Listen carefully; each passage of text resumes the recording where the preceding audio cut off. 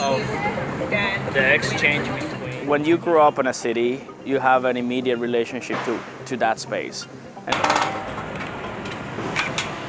works that takes place in a public space should think about a multidisciplinary condition where they are considering not just function as a way to you need to be used, but also allow a kind of free negotiation between a person and that object, and then give more than being to be observed or to be sit on.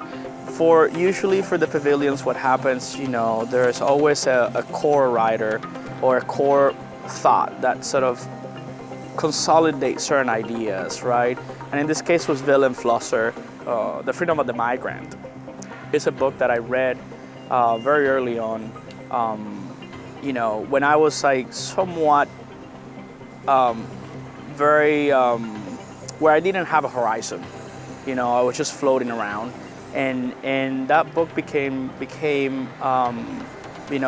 significant because towards the end of the book there's a phrase that said exile is a mother of creation it's an incubator of creation in the seek of the new. When you detach from a point of origin, the freedom that you enter, right? So you have to. It's all about creating new conditions, new possibilities, new points of view, reframing certain aspects, right? It's about democracy. It's about understanding. Truly, without a new community, there's no freedom. So you need upon these elements around you to build a scaffolding to construct something. So that was like the beginning of it, and then eventually. As all the projects, there's always writing that enters from my own understanding of certain things.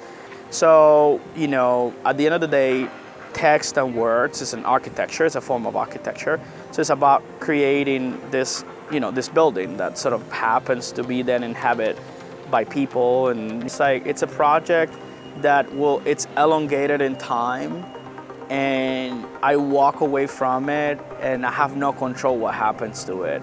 And I think that's great. It's like I think that I am very close to Miami. I think it's one of the most interesting cities in the United States. It's a place where people come and say, oh, I'm here for 2 years, and then they spend their entire life. So I think, Miami is very important for me.